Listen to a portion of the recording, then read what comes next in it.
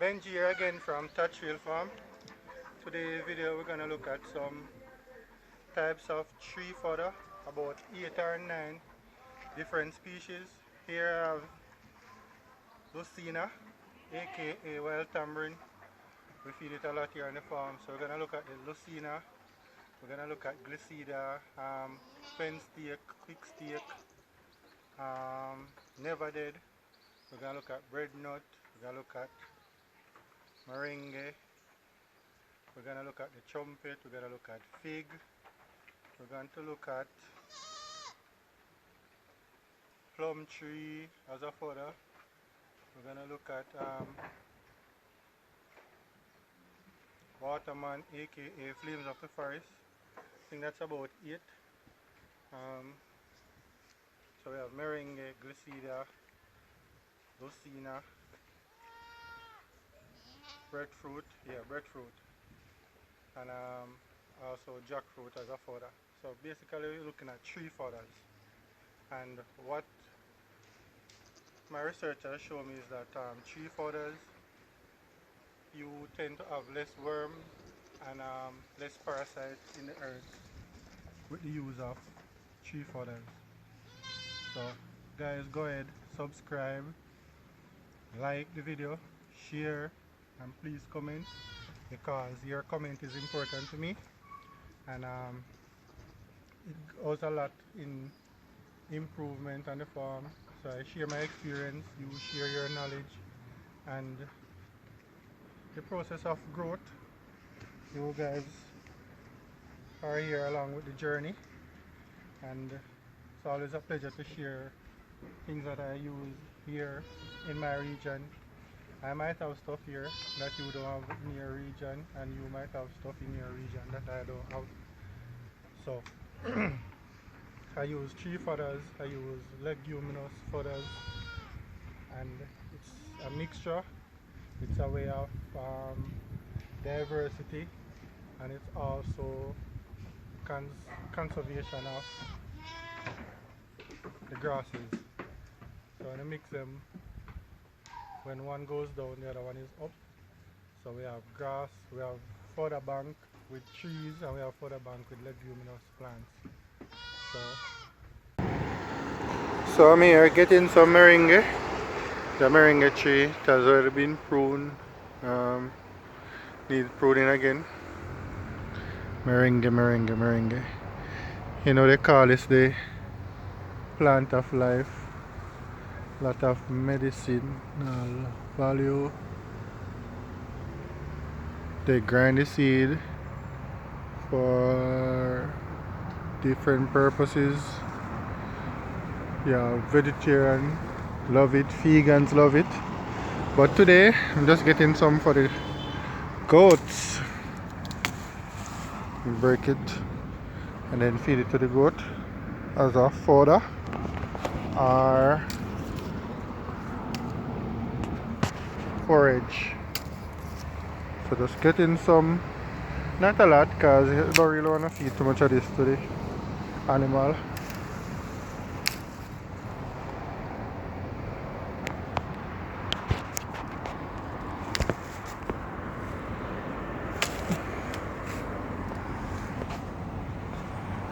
Here I have it, meringue. I have a few trees here. I'm just gonna get some and feed it to the goats. So I'm here at one of my spots, get some fodder, tree fodder. This we call it flames of the forest. I don't know the botanical name, but the goats absolutely love it. Some high in crude protein, about 15 to 17% crude protein. So I'm just gonna get some and feed it to the goats later on.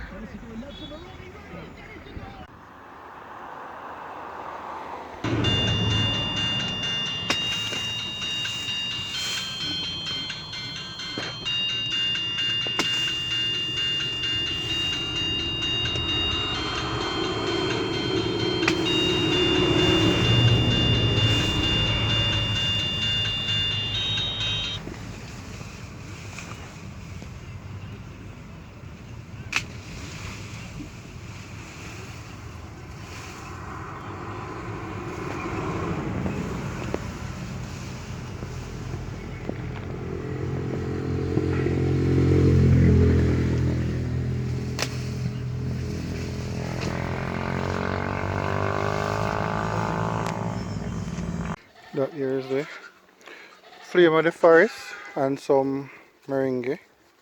As you can see what they are going for. Flames of the forest. That is gonna be completely finished before they move on to the meringue.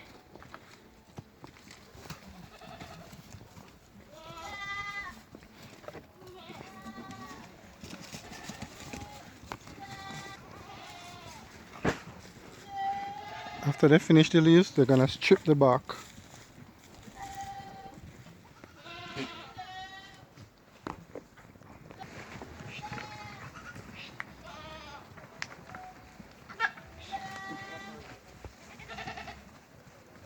Goats enjoying their treat.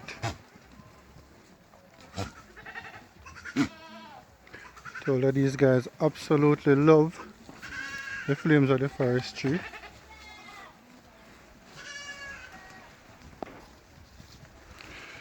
Flames of the forest. Flames of the forest it is. That is their absolute favorite.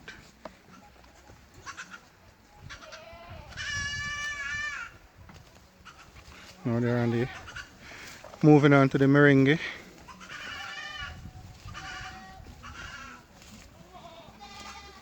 These are some of my graded.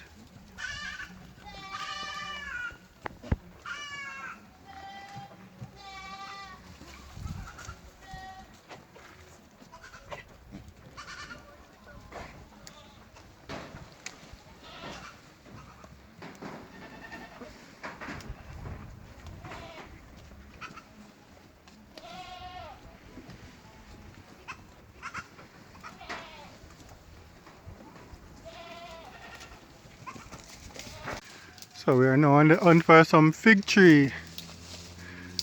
We have different variety of fig, but this one here, this is the one that we get in today. Kill a chopped fig.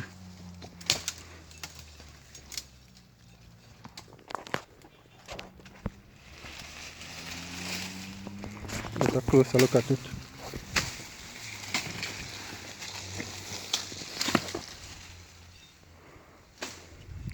This one here has not fruit as yet, so you see the leaf green and shiny, similar to that of the breadnut. But no, this is not breadnut, this is fig. Another option as it relates to tree fodder or tree forage.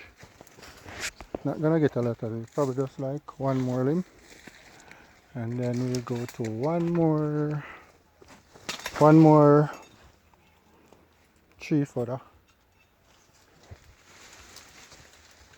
Like most tree fodder, you don't want to feed too much of it because what it does, it limit milk production. So for lactating goat, you don't want to use too much of any of these. It cut or reduce milk. This here is our Gracilia. Hope I get the pronunciation right. We also call it fence steak. As you can see, it's along the fence, or quick steak. Some persons call it never dead. Good tree fodder also, and it replenish itself really quickly. So you cut it, within another couple of months it grows back, ready to cut again. It has a distinct smell, so it has a smell, or the goat has to acquire the taste of it. So we're getting some, not a lot. Like I said, like most tree fodders, you don't want to feed a lot of it. Cut some more. So we just probably once or twice for the week we use these. But what it does, it helps with parasites, especially worms, because like I said, it smells funny, funky. So I guess the worms don't like the taste of it either. So it also helps with the worm load. when you feed tree fodder, it helps with worm. I don't have to worm a lot, probably like once a year or not very often as needs require, because I use a lot of tree fodders. And like you know, most parasites are close to the ground and these are up in the air, as you can see. Kelly deer cutting a few pieces for today. So once again, this is gliricidia, quick steak, never dead, fence steak, you name it. Come Kelly, cause this looks like a good amount. So we're gonna bring these to the goat now. We're not gonna shaft them, we're just gonna feed it just like this. Here you have the goats. That is the fig they have in there, and the gliricidia, quick steak, fence steak, whatever you want to call it, in your neck of the woods. Never dead. It has so many names. Why they call it never dead? Because if you just cut it and leave it like that, just throw it down, it would catch. And like I said, it's very parasite resistant.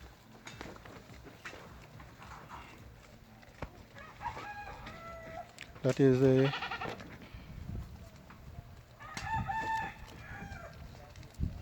fig. So the fig and the gliricidia they are having right now. And yeah, everybody seems to be enjoying it.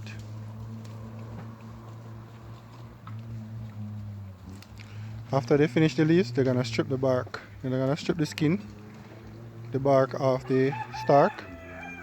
At the end of the day, just gonna be just empty.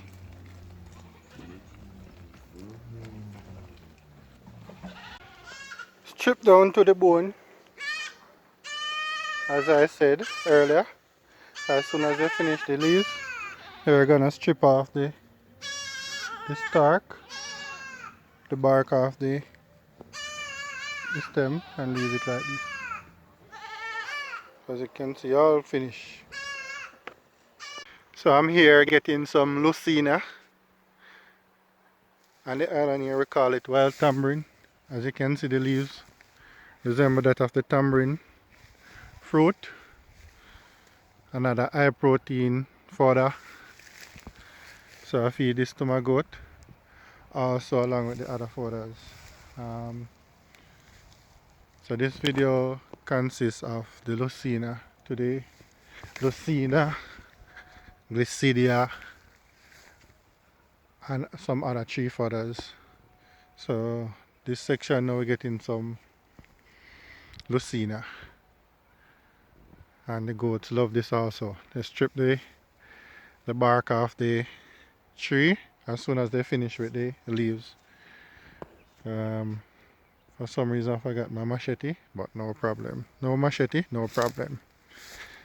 It's not that difficult to break the branches, so I'm just gonna break them. Break it with my hand.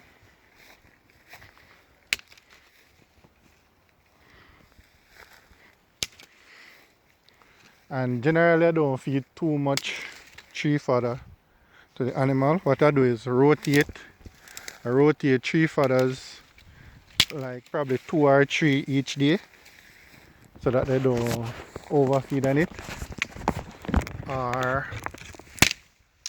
it causes them to reduce the milk production in the lactating goat. Based off my research, it is recommended that you don't feed too much.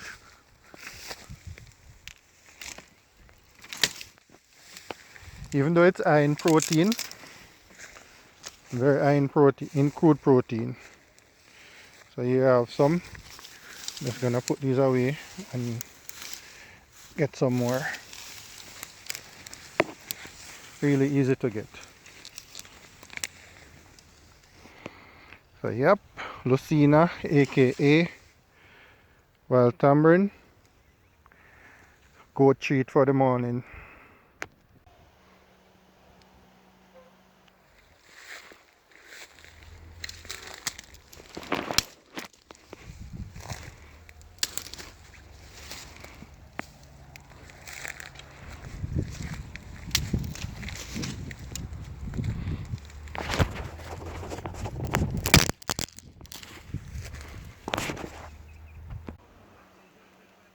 So this here is another tree fodder that we use, similar to the Gracilia, the quick stake, fence stake. As you can see, they use it also as a fence lining. So what happens is that in the dry time or in case of drought, you just prune this tree, feed it to the animal. Very similar to the Gracilia quick stake. As you can look at the leaf. And this is one other thing that we plant here on the farm. We just use it at the fence line and cut it, feed it to the goats. This is a variety of plum, but not very edible. So we just use it basically for the fencing and also to feed to the animals. In this case, the goats. So I'm just gonna get a few pieces of it, and then when we're at the farm, we'll demonstrate how the goats feed on it. So I'm here picking up today's feed. Not sure if many persons know what this is, but in our area we call it the trumpet tree, and this is the leaf of the trumpet tree. The goats eat just about everything, even this other part here they eat. So yeah, this is part of today's feed, trumpet. Like I said before in one of the previous videos, we try to feed at least 2 tree fodder with our daily feed.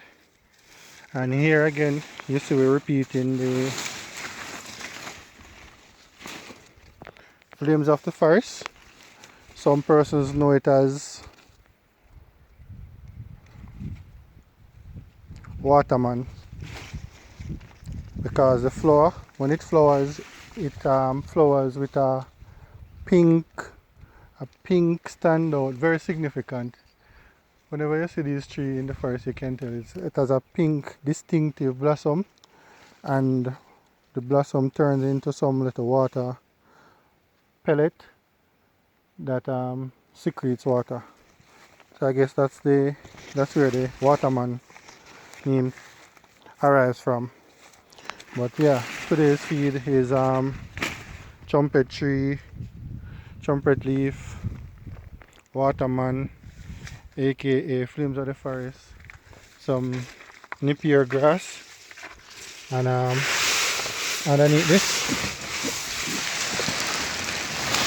we have whisk. Yeah, so we have a lot of whisk. So this here is today's feed: trumpet leaf, napier grass, whisk, waterman, or flames of the forest, whichever you want to call it. So yeah, this here is my mulberry tree. I already pruned it, used the cuttings, plant some other trees along the fence line and the property. Goats eat it. I got a few berries off it already. Very nice berries it produces. This tree is doing good so far. So I'm just gonna continue. As soon as it springs up, I cut it, prune it, and plant some more of it along the fence line. So this is one more type of tree fodder, mulberry. I have a few more plants on the property.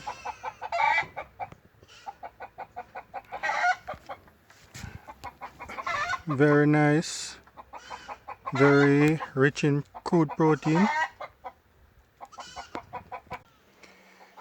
This right here is some young Meringue. Planted these a few weeks ago. Doing very well. I have a few more.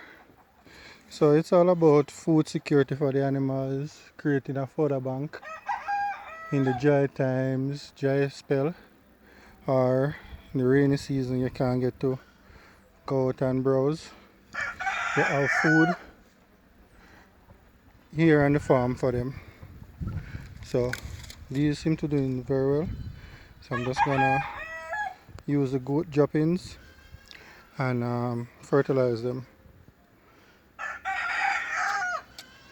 These are my young Meringue trees. Food of life, but for now just gonna concentrate and just making it be tree fodder, yeah, for the goats.